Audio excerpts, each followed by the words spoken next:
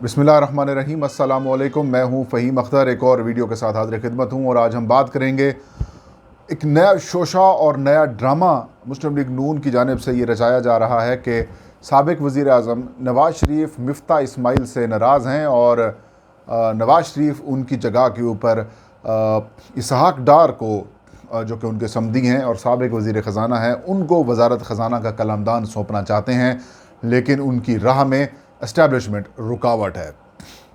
ये इसकी हकीकत क्या है और इत्तेहादी जमातों के अंदर क्यों इख्तलाफात पैदा हो चुके हैं। और 2 दिन पहले यानी मंगल वाले दिन जब कैबिनेट की मीटिंग हुई, तो उस कैबिनेट मीटिंग में पहले दावतनामा भिजवाया गया था कि 5 वफाकी वुज़रा जो हैं वो प्रेस कॉन्फ्रेंस करेंगे, लेकिन अचानक फिर 3 बड़ी और अहम इत्तेहादी जमातों के जो वज़ीर हैं वो नहीं आए। और उसके बाद हमने देखा कि सिर्फ 2 जमातों के मिनिस्टर्स ने प्रेस कॉन्फ्रेंस की और ये भी इस बात को ज़ाहिर कर रहे थे कि इनके अंदर इख्तलाफात पैदा हो चुके हैं। इसके अलावा जो करप्शन और कुछ मामलात के ऊपर भी इश्यूज़ इनके दरमियान पैदा हो चुके हैं। और एक कैबिनेट की मीटिंग में एक सीनियर वफाकी वज़ीर मुस्लिम लीग नून से उनका ताल्लुक़ है, वो ये कहने के ऊपर मजबूर हुए कि हमें डिलीवर करना चाहिए, हमें सियासी बुनियादों के ऊपर काम नहीं करना चाहिए। नाज़रीन, आपके इल्म में है तीसरा महीना शुरू हो चुका है मौजूदा हुकूमत को इक़्तिदार में आए।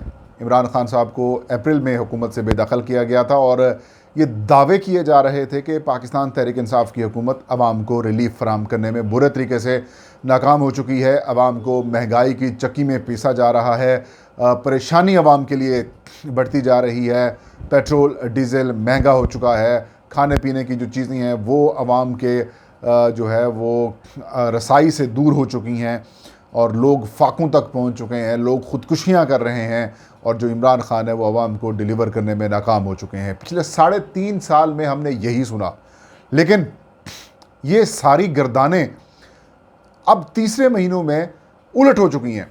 वो कह रहे हैं कि इमरान ख़ान आवाम को डिलीवर कर रहे थे, तहरीक इंसाफ आवाम को रिलीफ फराम कर रही थी, इमरान ख़ान पेट्रोल की कीमतें जानबूझ के कम करके बैठे हुए थे और हम जो है वो मईशत को बेहतर कर रहे हैं। अब हम हलाल महंगाई कर रहे हैं, इमरान ख़ान के दौर में हराम की महंगाई थी। मतलब जो इन्होंने थूका वो अब चाट रहे हैं, जो परेशानी है इनकी वो अब बढ़ती जा रही है। हर वो मामला जिस मामले के ऊपर इमरान ख़ान को इन्होंने तनकीद की, उसी जगह के ऊपर आकर के कुदरत का इंतकाम है ना, उसी जगह के ऊपर आकर इन्होंने वो चीज़ें महंगी करना शुरू कर दी।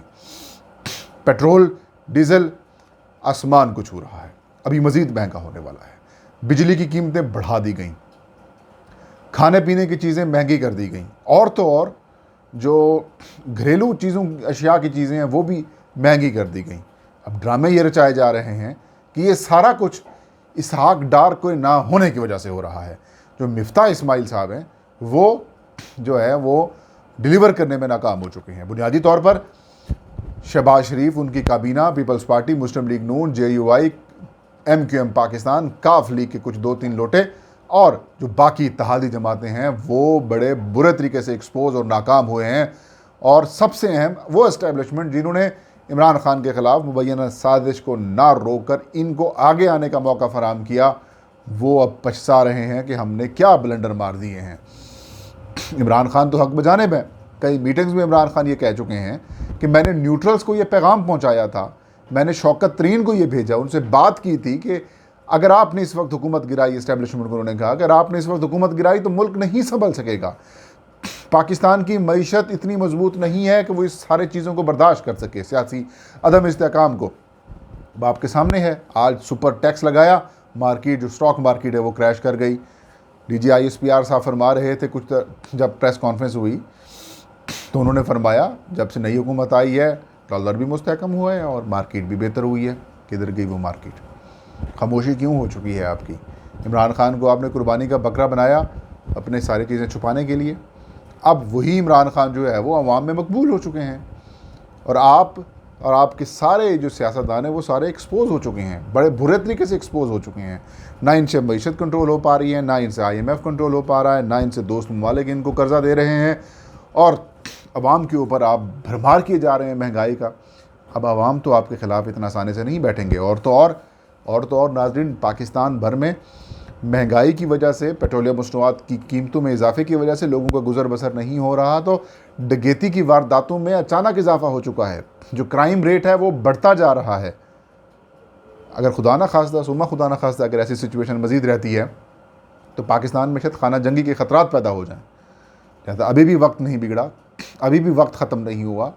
इमरान खान से बात करें, सुप्रीम कोर्ट अपना किरदार अदा करे और नए इंतखाबात की तरफ जाएँ। फिर जो हुकूमत आएगी उसके पास फुल 5 साल का मैंडेट हो, उसे 5 साल मुकम्मल करने दिए जाएँ और उसके बाद वो फिर जितने सख्त और मुश्किल फ़ैसले करेगी फिर बतौर कौम हम उसको एक्सेप्ट भी करेंगे।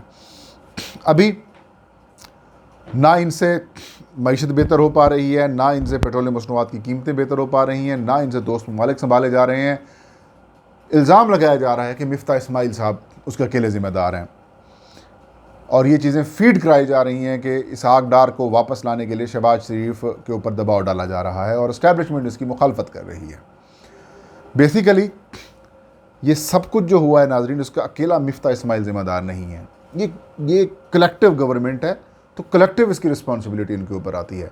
तो इसके ज़िम्मेदार वज़ीर आज़म भी हैं, मौलाना फजलुर रहमान भी हैं, आसिफ जरदारी, बिलावल भुट्टो, अख्तर मेंगल भी हैं, असफंदयार वली भी हैं, तारिक बशीर चीमा, चौधरी शुजात हुसैन भी हैं, अवैस नूरानी भी हैं।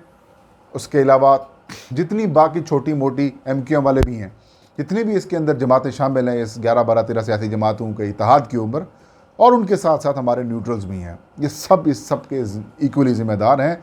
अकेले मिफ्ता इस्माइल को मुआशी तबाही का ज़िम्मेदार करार देना नाज़रीन दुरुस्त नहीं है। अब कुर्बानी का बकरा बनाकर उसको बाहर कर दिया जाएगा, फिर शहबाज अपना नवाज शरीफ साहब के कहने के ऊपर इसहाक डार को लाने की कोशिशें की जाएंगी। इसहाक डार ने आकर क्या कर लेना जी?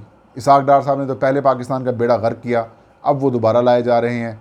इसहाक डार वाली जो मईशत की या फिर जो फाइनेंस मिनिस्ट्री चलाने की जो टर्म है उनकी, जो तरीक़ाकार है उनका, उससे मॉडर्न जो इकॉनमीज़ हैं वो नहीं चलती। तो ना इनसे डॉलर कंट्रोल हुआ, ना इनसे डॉलर कंट्रोल होगा। तो अब एक कहानी मचाई जा रही है ताकि हम अवाम में जाएं और हमें एक बार फिर लेम एक्सक्यूज़ बनाएं और ये कहें कि देखें मिफ्ता इस्माइल और इस्टेब्लिशमेंट की ज़िद की वजह से हम डॉलर को कम नहीं कर सके, महंगाई कम नहीं कर सके, और यही वजह है कि हमें खुलकर फ़ैसले नहीं करने दिए गए। हालांकि ऐसा नहीं है। अगर ये पहले लाना चाहते तो इसहाक डार को लाया जा सकता था। भाई शहबाज शरीफ साहब, हमजा शहबाज शरीफ साहब के ऊपर करप्शन के मुकदमात हैं, नैब के मुकदमात हैं, वो आगे पीछे तो हो गए हैं, उनके ऊपर वो नहीं हो सकते। लिहाजा सब कहानियाँ हैं, सब ड्रामे हैं। ये इनकी शुरू से स्ट्रेटजी होती है कि एक भाई कुछ कहे, दूसरा भाई कुछ कहे, एक और कुछ कहे, फ़लाँ रहनुमा कुछ कहे, ताकि इनको उलझाए रखो, आवाम को उलझाए रखो और अपना उल्लू सीधे किए रखो। भाई आपको उस वक्त तो कुछ नज़र नहीं आया जब आपने इंतखाबी इस्लाहात भी कर ली, आपने नैब के बिल को भी फारग उड़ा के रख दिया, नैब के कानून को, उस वक्त तो आपको कुछ नहीं कहा। अब आपको कह रहे हैं कि इस्टेब्लिशमेंट इश्यूज़ कर रही है, ऐसा कुछ नहीं है। आपके दिल में खोट है, आप इसके रिस्पॉन्सिबल हैं, आप सब इसके रिस्पॉन्सिबल हैं। आपने पाकिस्तान का बेड़ा गर्क करके रख दिया है।